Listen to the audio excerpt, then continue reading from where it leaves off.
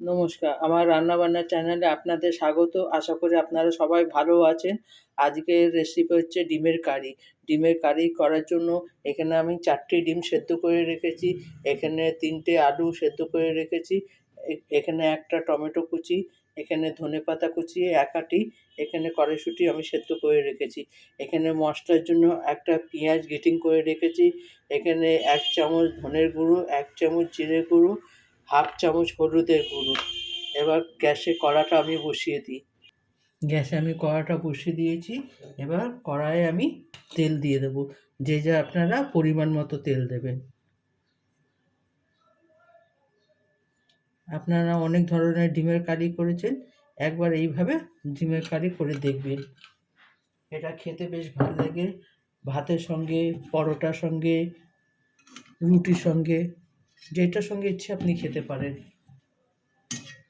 আর একেবারে গুঁড়ো লঙ্কা ছাড়া, কোনো রসুন কিছুই নেই। আপনার শরীরও খারাপ করবে না, খেতেও ভালো।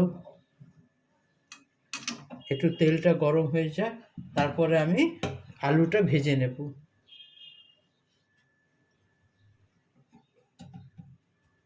তেলটা গরম হয়ে গেছে, এবার আমি আলুটা ভেজে নেব।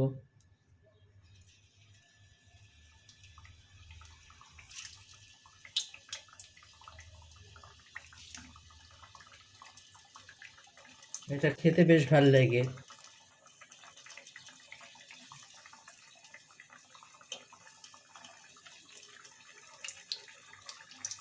আলু সেদ্ধ করাটা আপনাদের দেখায়নি, নাহলে ভিডিওটা অনেক বড় হয়ে যাবে।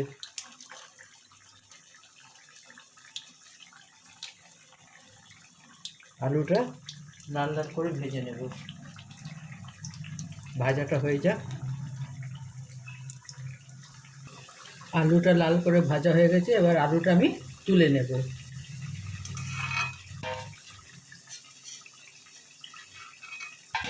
বেশ ভালো ভালো লাল করে আলুটা ভাজবেন।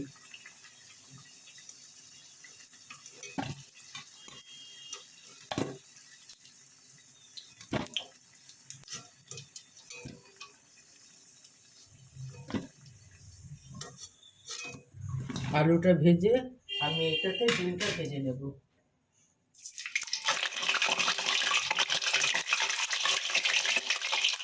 ডিমটা আপনারা চাইলে ভাজতে পারেন বা এরকম ভাজা ছাড়াই দিতে পারেন।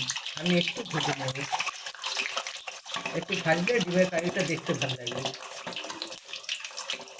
কালারফুল হয় দেখতে। কারণ আমি তো গুঁড়ো লঙ্কা দিচ্ছি না, সেখানে একটু ডিমটা ভাজলে কালারটা একটু ভালো আসবে।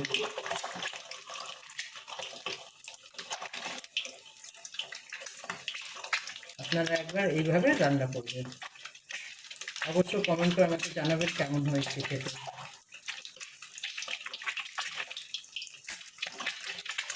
এটা কোনো রিচ নয়, বাচ্চারাও খেতে পারবে। বাচ্চাদের ডিম দিলে আর কিছু চায় না, বাচ্চাদের বড়দেরও তাই, ডিম দিলে আর কিছু চায় না। খুব একটা লাল করবো না, হালকা লাল করবো। বেশি লাল করে ছিদ্র হয়ে যাবে।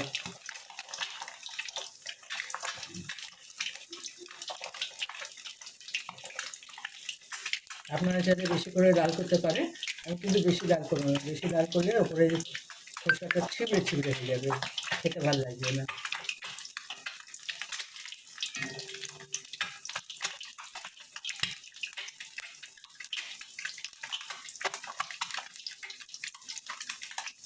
এবার ডিমটা ভাজা হয়ে গেছে, আমি ডিমটা তুলে নেব।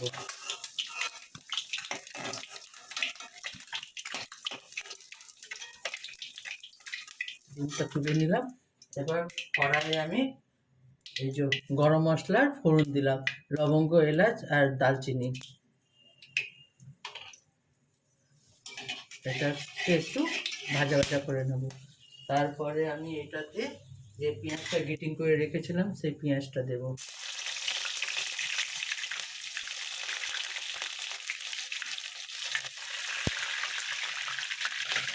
পেঁয়াজটা দিয়ে একটু নাড়িয়ে দেবো। পেঁয়াজটা বেশি ভাজা করবেন না।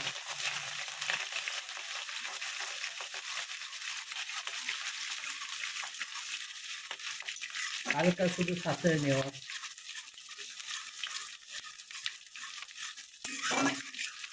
আমার হালকা ভাজা হয়ে গেছে। আমি আদা বাটা বলতে আপনাদের ভুলে গেছি, আমি সরি। এখানে আদা বাটা রেখেছিলাম, সেই আদা বাটাটা দিয়ে দিলাম। আদা বাটা দিয়ে একটুখানি জল দেবো। আদা বাটা বাটিটা দিয়ে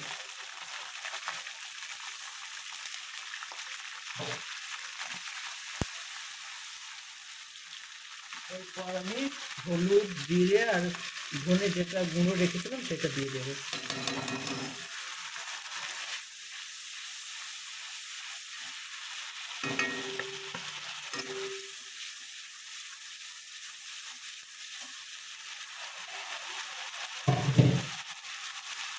এরপর আমি টমেটো দেবো।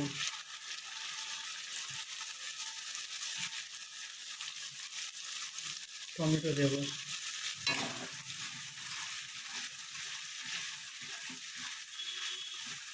টমেটো দিয়ে একটু কষবো। তারপরে আমি দুটো কাঁচা লঙ্কা দেবো। দুটো কাঁচা লঙ্কা দিয়ে আমি কষবো। একটু জল দেবো টমেটো সেদ্ধ হওয়ার জন্য।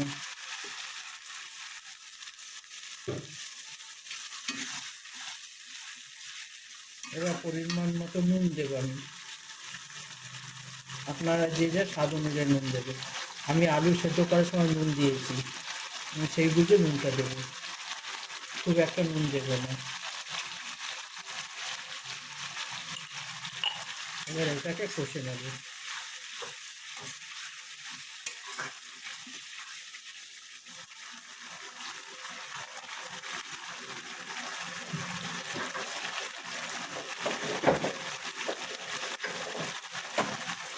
এরপর আমি এটাতে একটু চিনি দেব। আপনারা চাইলে স্কিপ করতে পারেন, আমি চিনি দেব। আমি কিছু কিছু তরকারিতে চিনি দিই, যেটাতে প্রয়োজন হয়। আপনারা চাইলে স্কিপও করতে পারেন, কিন্তু আমি চিনি দিয়েছি। এবার এটাকে ভালো মতন কষে নেব টমেটো যতক্ষণ না সেদ্ধ হচ্ছে। আমার মশলাটা প্রায় কষা হয়ে গেছে, টমেটো সেদ্ধ হয়ে গেছে।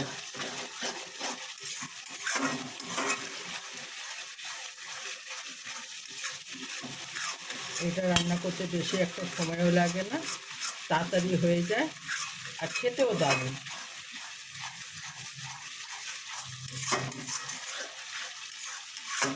এরপর আমি সেদ্ধ করা কড়াইশুঁটিটা দিয়ে দেবো।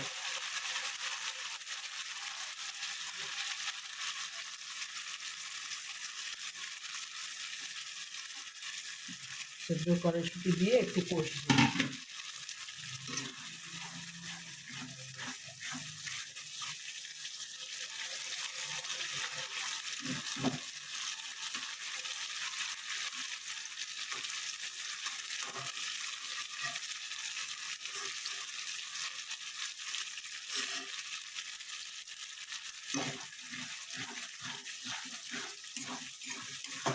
কড়াইশুঁটি সেদ্ধ করা আছে, সেখানে খুব একটা বেশি কষতে হবে না।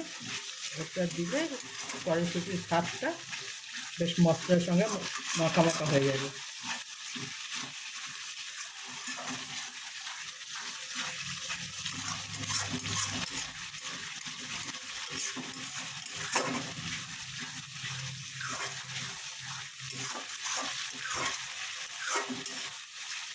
এরপর আমি সেদ্ধ করা ডিম আর আলু দিয়ে দেবো। দিয়ে একটু ভালো করে কষে নেব। আপনারা চাইলে এইভাবে নামিয়ে নিতে পারেন, গামাকা গামাকা ঝোল রাখতে পারেন, সেটা আপনার ইচ্ছে, আপনি যেরকম ইচ্ছে রাখতে পারেন। আমি খুব একটা ঝোল রাখবো না, আমি একটু গামাকা গামাকাই রাখবো।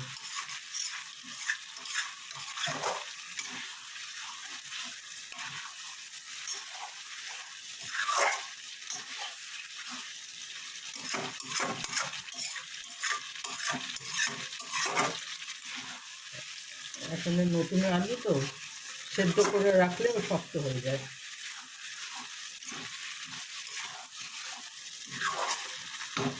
এরপর আমি ধনে পাতা কোচানোটা দিয়ে দেবো। আপনারা যদি ধনেপাতা না দিতে চান আপনারা এই সময় গরম মশলা দিয়ে দিতে পারেন। আমি ধনেপাতা দিয়ে একটু ভালো করে নাড়িয়ে নেব।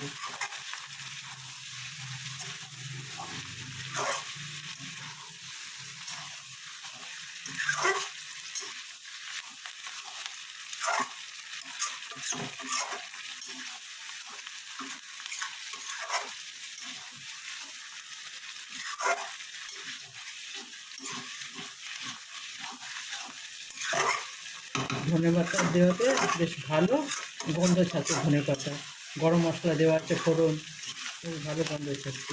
এরপর আমি একটু জল দিয়ে দেবো। আমি একটু গরম জলই দিচ্ছি, বেশি দেবো না, অল্পই দেবো, ব্যাস, এর বেশি দেবো না।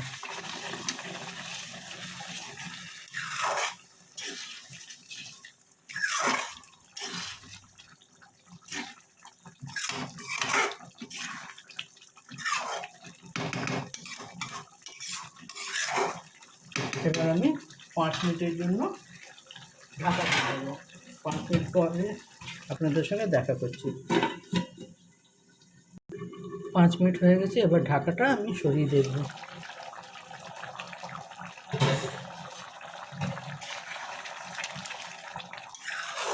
আমার ডিমের কারি বা এগ কারি একেবারে রেডি। দেখুন,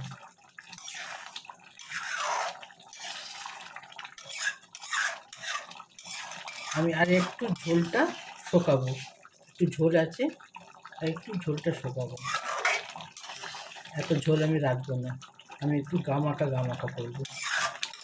আপনারা চাইলে যদি ঝোল রাখেন তাহলে এইভাবে যত ঝোল এলে নামিয়ে নেবেন। আর যদি গামাখা করতে চান তাহলে আর একটু ঝোলটা মারিয়ে নিতে হবে। আমি আর একটু ঝোলটা শুকাবো।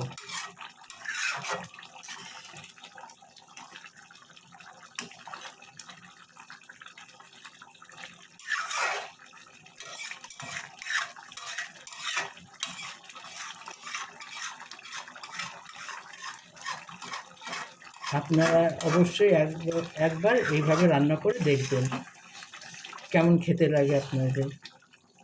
গুঁড়ো লঙ্কা ছাড়া শুধু কাঁচা লঙ্কা, আদা বাটা আর পেঁয়াজ গ্রেটিং করে দিয়ে রান্না করেছি।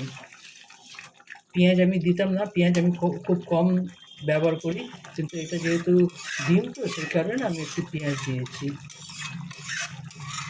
আপনারা পেঁয়াজ ছাড়াও করতে পারেন, খালি গরম মশলার ফোড়ন দিয়ে। ব্যাস, আমার ডিমের কারি বা এগ কারি একেবারে রেডি। দেখুন, দেখুন আমার এগ কারি একেবারে রেডি। আপনারা একবার এইভাবে বানিয়ে দেখবেন, কেমন হয় কমেন্ট করে অবশ্যই আমাকে জানাবেন কেমন খেতে হয়েছে। আমার চ্যানেলটা দেখার জন্য ধন্যবাদ। আপনারা লাইক সাবস্ক্রাইব অবশ্যই করবেন আর কমেন্ট করে জানাবেন আমাকে যে কেমন হয়েছে। তাহলে আমি জানবো যে আমার রান্নাটা আপনাদের ভালো লাগছে, তাহলে আমি আরও নতুনত্ব রান্না দেখাবার চেষ্টা করব। আমি আপনাদের কাছে তুলে ধরি আমি যা রান্না বান্না করি বাড়িতে প্রতিদিন খাওয়ার জন্য, আমি সেটাই তুলে ধরি। থ্যাংক ইউ, দেখার জন্য ধন্যবাদ। আপনারা সবাই ভালো থাকবেন, আশা করি সুস্থ থাকবেন। Thank you.